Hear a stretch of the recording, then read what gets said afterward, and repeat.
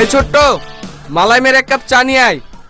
আর হ্যাঁ, সঙ্গে 50 টাকা দামের বিস্কুট দিবি। 50 টাকা দামের বিস্কুট?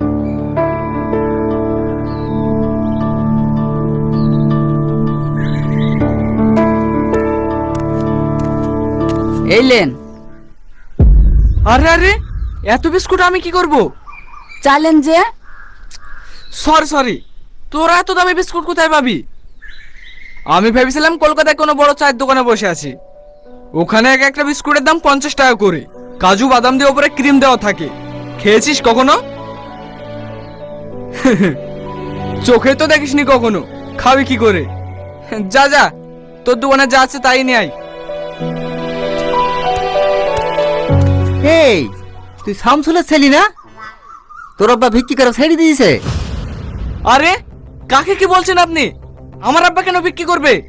তোর আব্বাকে তো দুদিন আগেই ভিক্ষি করতে দেখলাম।